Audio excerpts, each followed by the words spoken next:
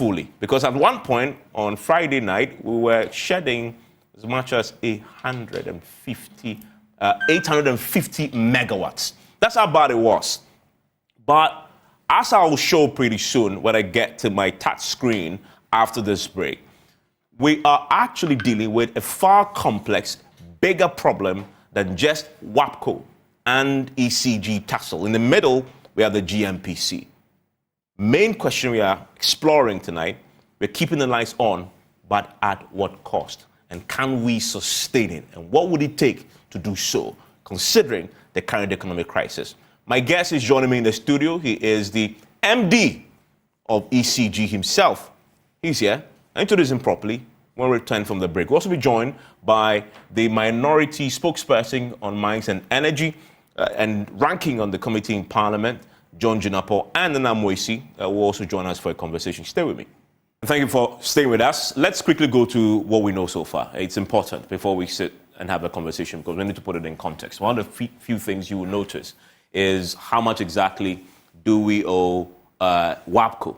Now, we know that if you go back, according to sources that spoke to us last week, 2 months ago it was 13 million USD, and then we're talking about 20. In fact, some put it at 23 million USD.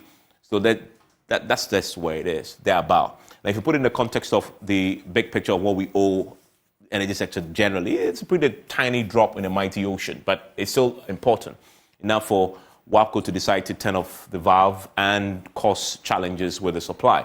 Now, the GMPC reaction is the very latest one, and that is a very strongly worded statement. You rarely see GMPC issue a statement, but they have done so.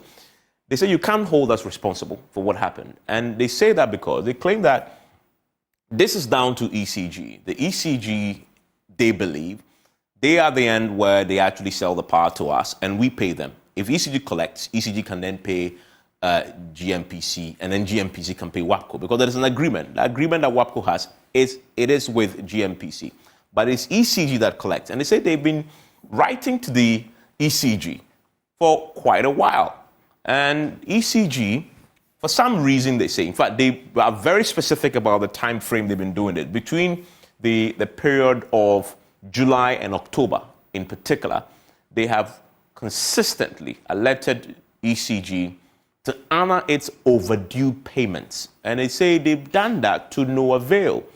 And so you cannot blame them. In fact, they even escalated it. And they give us a time frame for this, that as late as 16th of October, they had actually,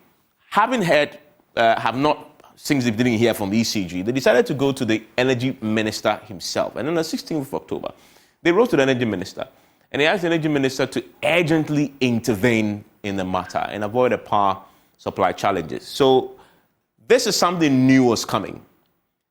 ECG, they claim, was not responsive, and so they went to the energy minister on the 16th of October and told the energy minister that ECG has failed, so step in. And they wanted an emergency intervention. That didn't happen. And so what happened?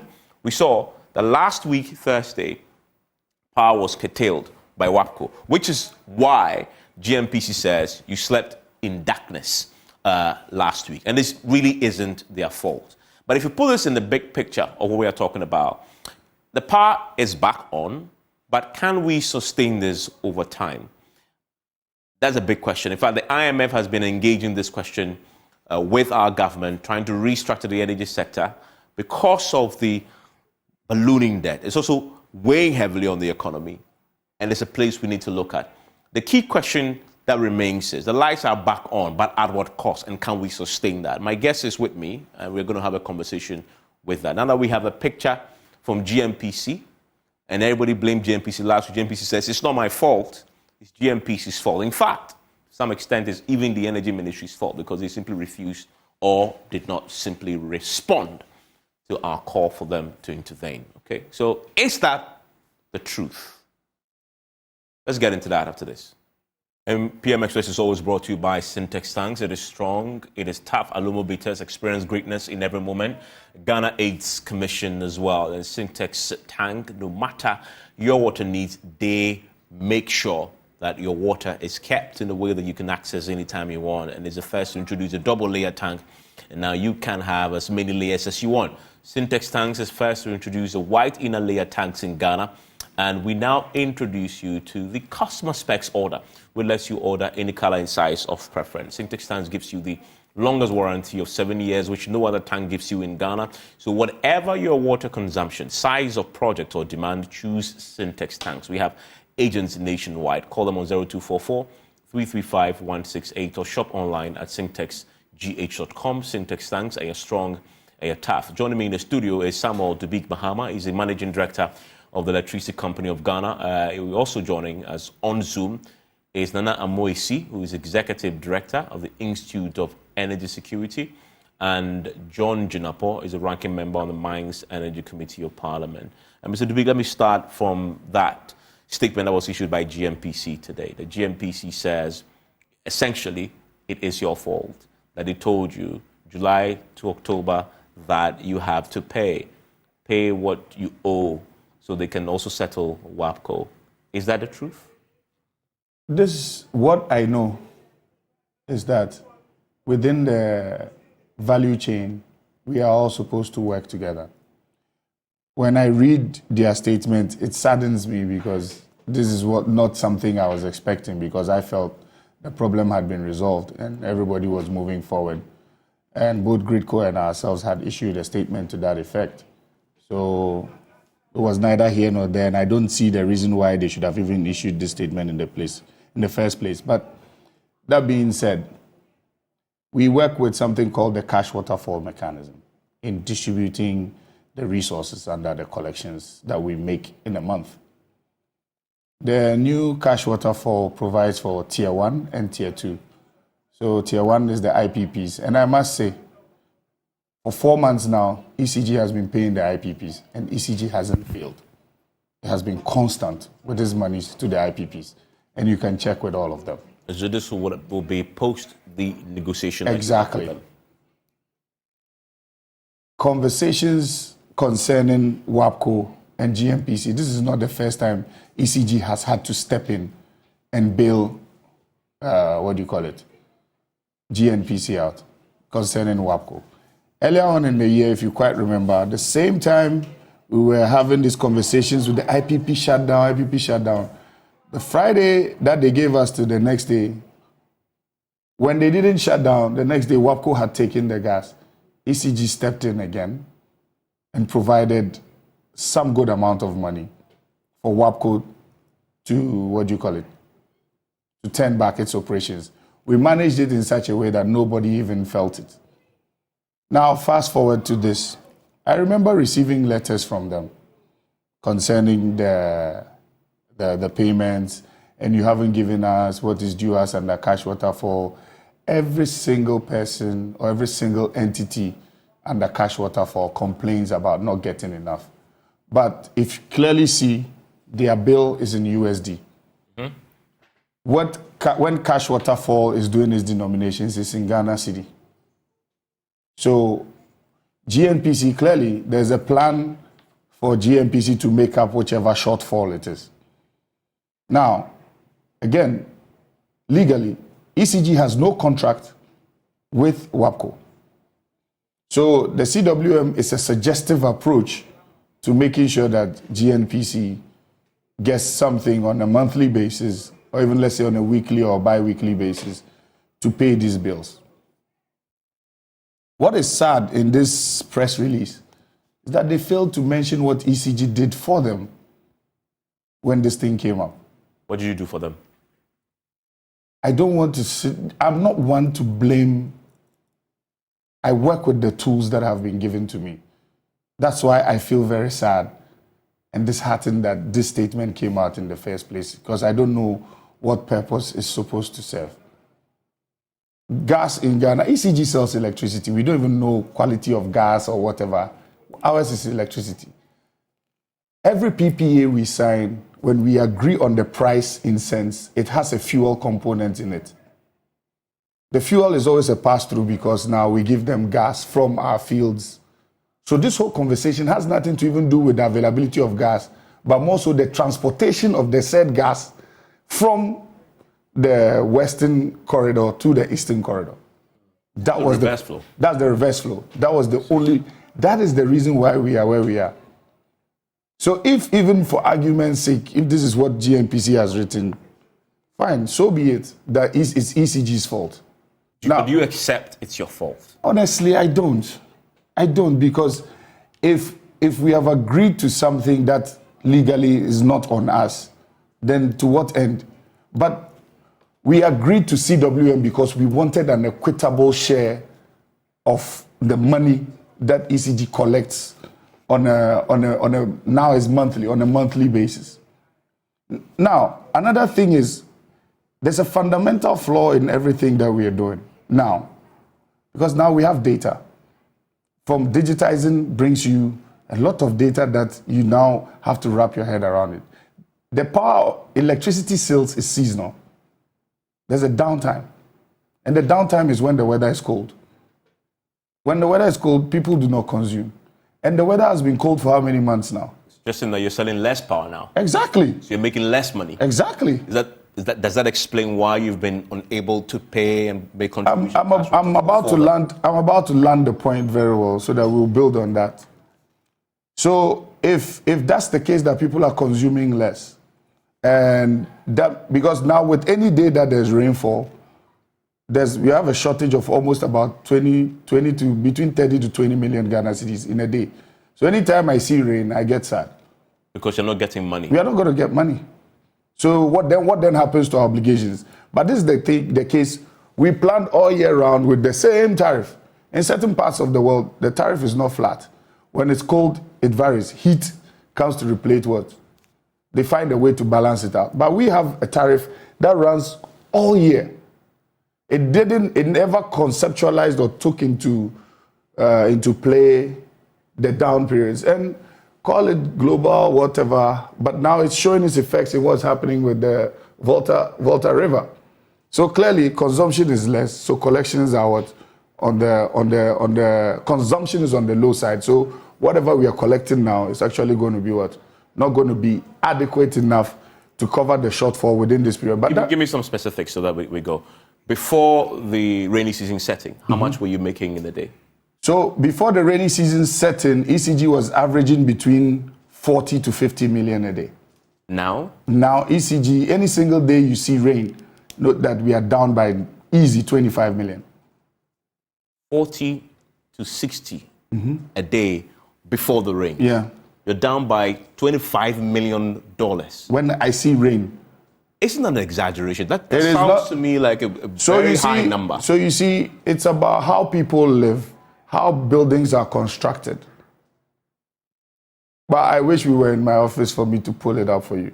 That has been what we ourselves as a company were actually grappling with, the fact that this is what we are seeing, until we did a deep dive to actually identify this. Because with most people, they are comfortable the way as soon as they feel the natural air blowing, that's it. They are not going to consume, because everybody is actually on the path of conservation. Admittedly, I use the fan now because... See? So you are making us lose money. So you're losing 25 million cedis yes. a day now because of the weather. Okay. So how does that translate into this problem? So if we are not collecting enough, that means your share of CWM will be what? Will be less. Okay? So if your share of CWM is less, that means you as a company also has to prepare for some of your obligations. When I say we all work in the value chain and we have to complement each other, I mean we have to complement each other. These problems do not have to get to where they are. They get to where they are because what? We don't work together. I have decided that in this job, I will always tell everybody the truth. Because the good people of Ghana have assisted me in turning things around at ECG. The staff of ECG have assisted me. The board, including the Minister for Energy and the Minister for Finance. So for me, I will never have an opportunity where I will paint the wrong picture, because it will come back to bite me. So if you've written such a statement, at the end of the day, when WAPCO was writing, WAPCO never wrote to ECG. Did they? But let's clarify this. WAPCO says, GMPC actually says, they explored every avenue possible to get ECG to honor the overdue payments to no avail. And this is documented in numerous letters to ECG and to the Minister for Energy. Is that the case, though? That he didn't even respond to the letters to you to say, we have a problem, come and pay? I received a letter. There was 1 or 2 people in GMPC that I spoke to. I've had chats with people in GMPC concerning the issue. So they cannot say they didn't hear from me. But Evans, this is me. My point is this. I don't want to dwell on the lapses that led to it. More so, how are we dealing with the problem now for us to move forward? Because I believe if we want to work together, we'll work together. And I have a question on this.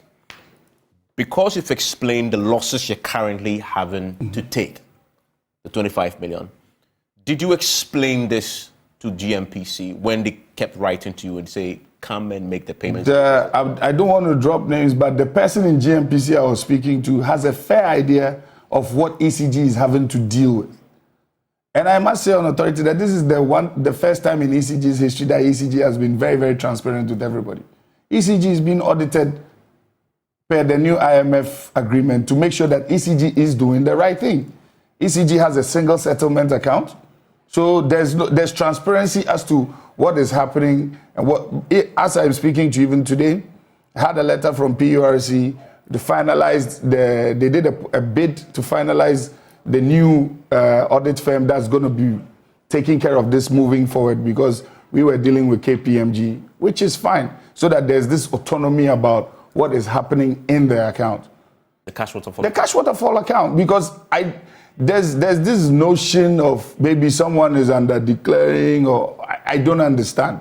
So you expected GMPC, because they have access to the account, to know that the inflows had reduced? Of course. But that was an expectation. But it's not an expectation, because I said, when you write someone a letter, when you wrote the letter, it triggered me to call for someone to try to get in touch. The MD was not in town. So I got someone who was given to me to speak to. You understand? We've been talking back and forth. Even as at last Friday, this was the same person I was on the phone with when ECG doled out cash to pay for this said bill, and GMPC also brought a top-up. How much did you give them on Friday? We gave, we gave GMPC 60, we paid WAPCO 60 million Ghana cedis. 60 million Ghana cedis? Cedis, yes. The bill is just over 20 million. But in their letter, they said if you give them $8-something million, they will restore. So we provided 60 and 60 million. 60. And they provided something to the tune of about $2 million to complement what we provided, and we settled the bill. These are not things we should be sitting on national TV discussing. So GMPC also gave part of the money. But who paid the lion's share? You did. So if you had, we do not need to talk about these things. These things are so petty that we should be talking to straighten these things out as and when they come up. Okay. Because WAPCO doesn't even live on. My entire problem with this, which I felt we should be looking at as a whole, as a nation, is why an entity like WAPCO that government has shares in, and as you were doing your presentation, you said, when you look at the price, the amount involved is so little that you would hold a company compared to the debt in the sector. Debt itself, yeah, you hold us to ransom. What everybody else is not looking at is the cost of unsold energy. That is what ECG is looking at. I want you to take a pause, because that will take us to the big picture, and I will come there, because that for me is a fundamental question that we need to be asking.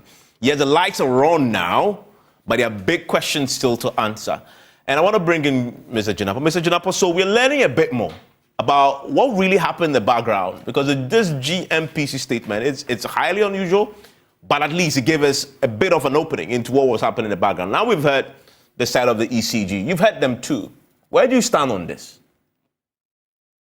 Thank you very much. I'm very, very worried, and anybody who is in this sector listening to both ECG and GMPC ought to be very, very, very worried. We are talking of gas supplied As the ECG MD was speaking, I quickly went to the Energy Commission's document. In 2021, total system Ghana's peak in megawatts was 3,246. I can give you what was purchased in gigawatts. He said that they got a daily sale of about 45 million. And then in the rainy season, it dropped to 25. It dropped by 25 million. Yeah. That cannot be possible. That cannot be possible. That our load dropped by more than half because of the rains. Not your load, it's money. Well, that's the clarity. The load, It's not He's load, talking about money there. Not So the load. 25 million CDs. the money is contingent on consumption. no, Money it's is not. revenue. Revenue is price times commodity. Your revenue is a function of the Pile of price collection. times your quantity. Pile of And that quantity here in the energy sector is the gigawatt hours that you consume. So your collection is dependent on the consumption. And that consumption is the gigawatt hours of energy consumed. And I'm telling you that no matter the situation, the gigawatt hours of energy consumed or megawatt energy consumed cannot drop by more than 50%. And I have the Energy Commission document here. And I can give you the source 2022 energy statistics from the Energy Commission. You can check both peak, average, and the lowest demand. And I'm telling you that it cannot drop by more than 50%. These are facts. These are not opinion. Let's put that aside. The issue of WAPCO has to do with the gas transmitted through the pipeline. So let's even assume that what my good friend is saying is true, that you consume less. It means you pay less. It's as simple as that. It's not a fixed amount. What you pay to WAPCO is contingent on the amount of gas that goes through the pipeline. So if you are consuming less energy, it means that less gas will go through the pipeline for energy consumption. This is basic.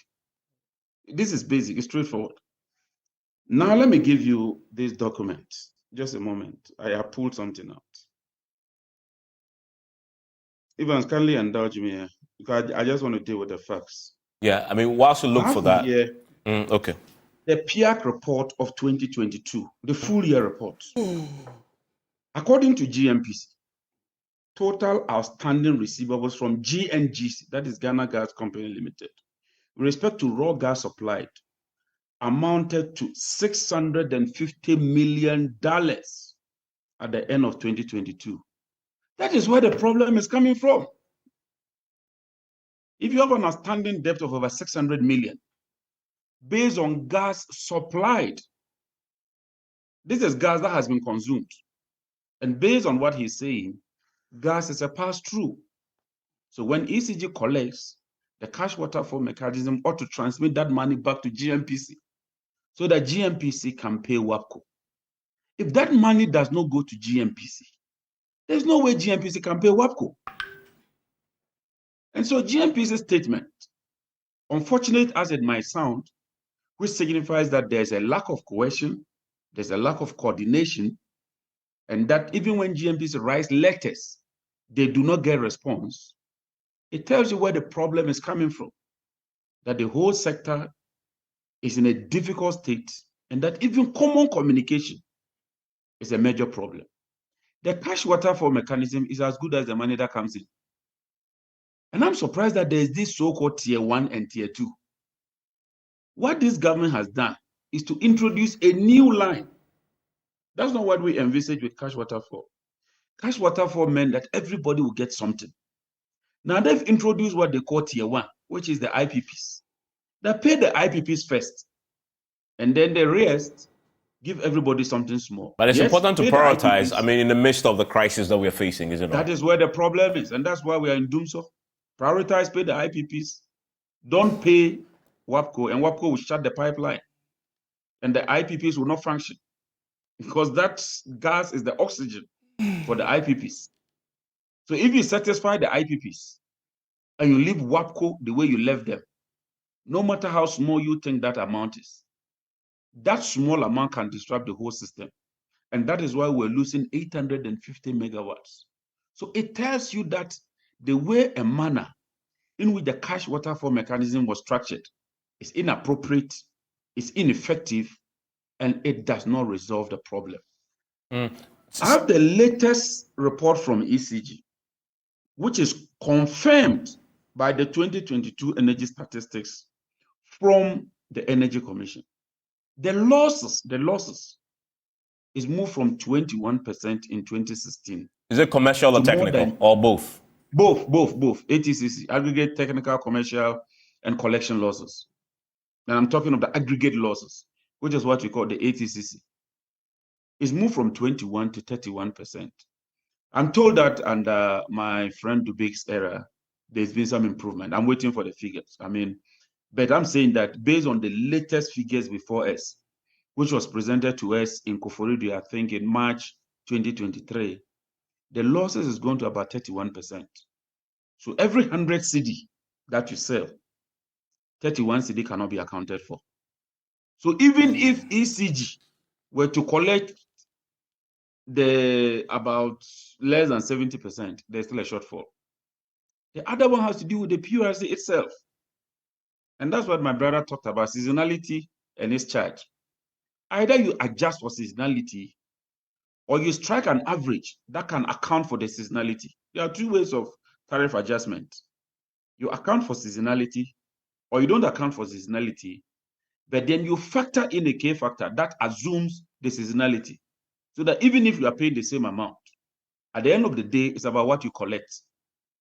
That has not been accounted for by PURC. Even ECG were to collect 100%, they cannot still pay for all the pass-through figures. And he will confirm to you, even if they collect 100%, because the exchange rate has worsened, and yet the incremental rate has been very, very low. And instead of government stepping in to cushion ECG to deal with the differential, government has decided that it won't do that. Yeah, and the IMF program alone makes it impossible because, in fact, they even have to remove all manner of subsidies that is already in the system. But stay with me. I'll bring in the Amoisi quickly, but I want to get you to the very last point. I beg you. Yes. Just one quick point. Yes, John. Let me quote the Seaboard report: gas for power generation in 2022. In 2022, a total of 107 BCF of gas was exported for power generation. This exceeds the contractual volume. So what the Seaboard, and the Seaboard report, I would recommend everybody to read it. The commitment is 154 standard cubic feet. We are doing 210 standard cubic feet. So when it comes to the gas sector, this issue of paying for gas that is not consumed is out. In fact, we are consuming way and above the contractual volume. The only problem is that we are not paying for that money. And that is where the problem is coming from. Yeah, and generally, our inability to pay has been an issue for a while. It's not a seasonal problem. It's just that we just can't pay. Is it right to say that even the seasonal question that you raised can't be accurate? There's a fundamental point. You know, John rarely praises me. So whenever he praises me, I'll run with it to the bank. He knows that. For him to say the losses have been good to some extent, I appreciate waiting it. for the yeah, I appreciate it. And then also the part where he said, if we take 100%, yes, Forex alone will not allow us to be able to, as he said, he's right on those 2 points. The only thing I would like to ask him to shift a little bit on is the part on what we collect when it rains. Because when it rains, it's not that the consumption is not there, but how to collect efficiently, people paying, and actually operations, it happens our operations to even send people out to make sure that things are met right for them to pay. Meter reading will go down. A whole lot of operational issues arise when we have rain. No, but you need to clarify that because earlier definitely the categorical pronouncement was on consumption fall. So listen, that leads to the revenue shortfall of 25 million CDs. So when we talk about that, it's not about what has been. There is a drop. A moment it is cold, there is a drop in consumption. But it's the drop in collection is not the same as the drop in in consumption. Which is the biggest factor? The biggest factor for me, million CD loss. Because the truth of the matter is, whatever you've consumed, I'll collect it down the line. But today, I may not be able to collect that 25 today. Or if that 25 has dropped by, let's say, even 20%, I'm just telling you that my customers, when it rains, they don't pay. But that's a significant departure from the point you made earlier. Because the point you made earlier anchored this 25 million CD shortfall on reduction in consumption. So when you asked him about losses, you see he broke down the losses to you in two sets. When you talk about a loss, maybe the way I put it made it come out that way. But when I'm talking about my collections are cash received, as he explained. So if I have sold 30 boxes and a few people, I'm supposed to make 40 million out of those 30 boxes. And because of the rain, people are consuming. Maybe the collections that we had to do on that same day, we were not able to do because you have to send people out. You have to remind people because of our nature. So I'm not able to perform. But that, I find that very difficult to accept because obviously because of how automated the system is. Believe you me. Under your leadership, we've automated a lot of things. I am telling you the gospel truth that in as much as we've automated, we have a cultural belonging where it's like the housemaster and the boarding student. If you don't have someone in front of somebody waving something at the person, threatening that they are going to cut their source of livelihood, trust me. But that's down to what? Rains? So your officers aren't willing to go out in the rain?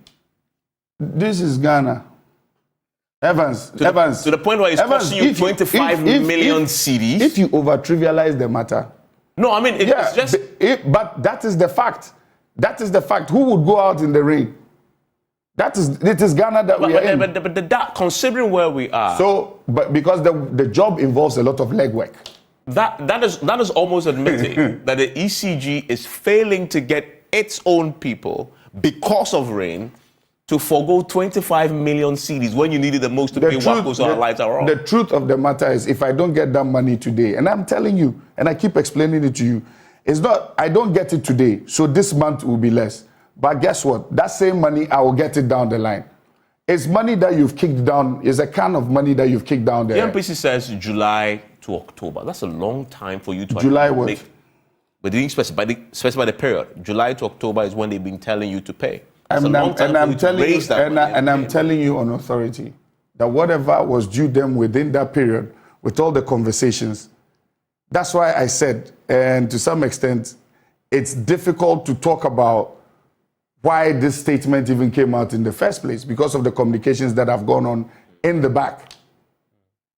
I didn't come here to justify anybody's statement. I came here to put the facts on the table, because these facts are facts that are affecting how the company called ECG operates, what it is making, what it is not making, what is hampering its operations, and how we need to close the gap. But that being said, from what he has also pointed out to you, no matter what we do, if we can collect 100%, there will still be a shortfall. Government has to prepare. Why is that though? There will be a shortfall because of the forex. The foreign exchange shortfalls are there, and then also the seasonal issue. He gave you the point on how to calculate seasonal, how to PURC needs to strike an average and all of that to make sure that the seasonal gap is closed. But for where I sit right now, when I became MD, nobody ever spoke to me about seasonal. It was through research and it was through data I identified the seasonal problem. As to how the seasonal problem shocks our ability, that is what I am saying now. That's another conversation for our entire operational turnaround. Yeah, but this seasonal problem, which is causing it's such a serious problem, and it's down to two things you said. One, less consumption, and two, your inability to step in the ring to collect. That is true, and I want to further break it down for you. At this point, it's raining. Consumption has gone down. Let's say consumption even went down by 25%. Okay? Let's say ECG staff also going out to assist or whatever are not able to go out on that said day. But I find that incredible. But have you seen the amount of rain that has been coming down? Yes, but when... So would you send Evans, the amount of rain we are talking about, we are not talking about only Accra. ECG, when I talk about ECG, you're talking about ECG global. So in the Western region, who are you going to send? Where the rains, you can't even Axim. All those places, how are you going to send people out to collect the money? So you send them out and then later you are hit with something else about, let's not over trivialize this matter. No, I mean, it's serious. It's such a serious matter. When it rains in the country that we are in, we have that problem. It's serious. There's no two ways about that. It's serious because of just the sheer amount is costing ECG and the ability to. But it's a reality. But I'm saying it's not revenue that is lost. I just said that. Yeah, it's not money that is lost. It's you've kicked down the line. Because that money you will definitely collect it back. But it's serious because it's costing us blackouts such as we've seen. It's not costing us blackouts. I don't think that is what cost us the blackout. That's what I'm saying. What cost us the blackout? What cost us the blackout is, as he said, I pointed out to you, it's about all of us in the value chain working together. Okay, so that value chain is broken? It's not broken. But you're not working together. It's not broken. I opened up by saying that we just need to work together. Okay. That I opened my statement by saying that we need to work together. So even in his letter where he dropped the ball at the step of the energy minister, I felt it was not necessary. Yeah. You are in charge of an institution. I am in charge of an institution. You don't see me saying you that my tools that have been given to me have been given the West. Yes, they actually called out the energy minister. Yeah, but I'm saying it's even wrong. Why are you calling? Why is it wrong? He's a policy director. He's not in operations. But to be fair to GMPC though, they said they only went to the minister directly on the 16th of October after they had failed to get you to make the payment. So they had to escalate it. So first things first. Again, devil's advocate. If you had gone to see the minister, they're going to see the minister on the 16th. I don't want to go ahead to say something that I don't want to say, but they've already put out the information. So they've already put out the facts according to them with dates. So you went to see the energy minister. After you saw the energy minister, what then happened between you, GMPC, and WAPCO? Did you, GMPC, and WAPCO see ECG together? Simple. But you are looking for a bailout for WAPCO. But they've written the letter to you already. So and I had told you I had engaged them. But so if you're not getting your desired results, what do? What should they have done? Did they engage me with WAPCO? Because on the very first time... What difference would that make? The difference is that the very first time... You owe them. Evans, the very first time this thing happened and WAPCO took it off, when they engaged me and WAPCO, asked them what happened. It didn't get to this. Okay. So you use the first formula you used that worked for you. Don't go doing something contrary and expecting a different result. When the first approach, when you approached me, brought the desired results and nobody felt whatever, you don't go back and use a different approach expecting a different result. Okay. And then you're trying to blame it on who? The minister, ECG. Honestly, I feel it's neither here nor there. I will want to return to the big question of how do we ensure we don't return to this? And I think that's also your main focus. And I want to bring in Nana Moisi now. And I'll come to you, Mr. Jinapo. I know you have a lot to do, but let me bring in Nana Moisi, who has been quietly listening to this. Nana, we've learned a lot tonight about what happened and the challenge that the sector is facing, and the challenge with the sector and seasonality, and how much we're losing. Having heard everybody, where do you stand? I know you have a lot of sources. First of all, help me try to balance who is really telling us and giving us a true picture here. Please unmute for me. Good evening to you, to your viewers as well. In fact, Evans, I'm struggling to wrap my head around what Engineer Mahama is trying to convey to Ghanaians this evening. And I think he's exaggerating, and he's not really putting the record straight. I was thinking that you rather have come to tell us their challenges and cut our support as consumers and Ghanaians. But to say, let me start from his point. He said that the current challenge we had nothing to do with availability of gas. In fact, gas was not available to the power producers because the transporter is not moving the gas. So it's still a question of availability to the generators. That's one. And to say that, to blame the challenge on seasonality, look, I think they should rather thank God for this equation or variable of seasonality. Because one, if we give you more, let's say 1,500 megawatts, you lose 31% of this. And so thank God that you have less to sell, and so you have less to account for. It should rather be a savings to you. And to come and say that when it's rain, it's difficult for my men to work. That is probably trying to say that if you have snow in Ghana, then of course we cannot collect our cash at all. We are forgetting, or is forgetting, that section of this revenue is already paid for because of prepaid consumers. So how many men do you have to deploy to go and collect this cash? To the extent that you say when it's rain, you lose more than half of your revenue. Come on.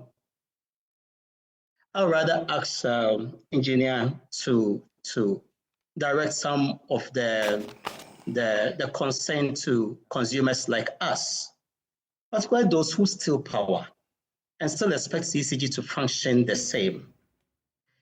I think it would direct it to governments and their handlers to invest more into the grid system or the distribution system to reduce their losses, and also to migrate from the postpaid, move all of us to prepaid, so that you have less work to do and you can even have your money in advance. And I bet on that point that ECG will have more, in terms of percentage, more customers on prepaid than postpaid now. You still have more?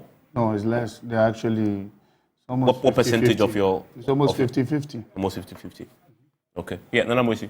Evans, I also think that our communication within the power sector must be streamlined. You don't know who is accountable to the consumer. And power goes out. At one point, you hear ECG sending a communique or an information out. Then, of course, you see Gridco coming in as well. Then today we have GMPC. Who should we listen to? Who must communicate to the consumer? I think that it is the responsibility of the distributor. And then before I need to bring him because Mr. Dubik, he has an emergency, needs to go. But let me come to you. I'll come to both him and Jinapo with a wrap up there. But on the subject of the big picture, though, tell me, what's the plan? Because the lights are on now, but how confident are you and what assurance do you have? Because you collect and you pay. And from what GMPC, if you don't collect, they can't pay. That will not return to this point. First things first, I would like to say there is no dumsor. As I said, we're promising to work better. We are going to make sure that this doesn't happen again. How? Because we've put in the right mechanisms, and very soon, with the arrangement we have, we are going to pay off. We are going to pay off our exposure to WAPCO. How much is left now of the 23 million? I'm hoping that by the end of this week, it will be zero. So as we speak tonight, how much? Yeah, as we speak tonight, I think they've received more than $8 million. So hopefully by the end of the week, it will be zero. And when it's zero, we are coming up with a sustainable plan on how we are going to be making our payments to them on a regular monthly basis. Why are you finding the $12 million to pay in a week? Are we not working? You see... But the seasonality challenge. So let me explain something to you. Why everybody would find what I am saying to be absurd. I myself, sometimes, when the whole thing started, I found it to be absurd. And I appreciate Nana when he says I should have been talking about my operational, but I felt today is not an issue. Nana said I should be courting to get help. Today is not the issue for that. Today is about confidence building. Today is about letting everybody know that dumsor is not happening. We are not going to have dumsor. I'm very, very confident about that with what we have put in place and the conversations that were had this afternoon amongst all of us. What conversations and how? We made sure that we are all working together. We are going to streamline the process. And And with debt, nobody is expecting you to pay everything all. It's about how you sustain the debt for the person. How you make your regular payments is what is going to give confidence to your development partner to be able to close the gap as quickly as possible. For me, what hurt me in all of this was the cost of unsold energy. Because in everything you do, if you still want to get paid, by taking away the power, nobody is going to consume. Cost of unsold energy, what you mean is when the valves were turned off, the blackout that we suffered, you could not sell power during that period. So how do you expect? So how much loss did you make in that period? I don't want to speculate because now when I talk, if I don't talk well, they'll say I'm over-exaggerating because that's what the conversation facts are facts. That's what the conversation has gotten to. But facts are facts. Yes. And I say it again. During the blackout? I'll calculate it and bring it back to you. I just want to be honest with you about that because I don't have that figure offhand. I want to be straightforward and honest with you. When consumption, like every process that you have, they produced the consumption, they got it. People's consumption reduced. What we were supposed to collect is not always commensurate with your consumption. Because listen to this. People consume a certain amount. What we even collect on what has already been consumed, there are losses on it. So that should even tell you that from the analysis Nana made, to some extent, it has some amount of truth, but it is not the same because what we gave out, the balance, it's a process. Mm-hmm. It's money that you will get it because of operational constraints, but if you put the right measures in place, you can close the gap quickly. Yes, when it rains, we have those challenges, but that not to say that is the end of the world because operationally, one of the things that he also needs to know is that we've even found a way to work on a live line without turning off the area to the power to the area. So the live line work is going on now for us to make sure that, because back in the day, when in a certain area, if you're about to what do you call it? If you're about to work on the distribution transformer, what do? You shut down the whole area. That's also cost of unsold energy. So all of these are things that operationally, but in my heart of hearts, sitting here, I felt it was not about ECG's operational turnaround. ECG is not the child on the block today. It's about making sure that the conversation is put out there that dumsor is not going to happen. The assurance is by the end of the week, WAPCO's bill should be zero. Zero. Yep. Okay. Yeah. Mr. Junapo. WAPCO is the tip of the iceberg. WAPCO is not the problem. If 20 million can plunge the whole nation into massive load shed with a deficit of 850 megawatts, that should tell you we have a major problem. Look, as we speak, the World Bank LC has been overdrawn by $340 million. That becomes a debt for Ghana. Apart from that, the amount owed to ENI Vitol is $172 million. When you put the two together, you have a debt of $512 million. That is where the problem is. It's a value chain. You see, the energy sector ought to be looked at from a holistic point of view. When you pick just segments and try to address it, another problem would arise. And to that question, the question I asked at the beginning, so the lights are on since Sunday. Is that sustainable? You've asked the best question ever. You are looking at sustainability. Are we going to have this again? Let's even assume you've paid WAPCO all their money. Does that resolve the problem? The answer is no. Because the raw gas that you are consuming, you are building huge areas, over 500 million.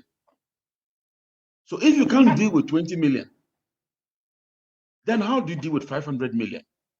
And the issue of seasonality, that is a lag.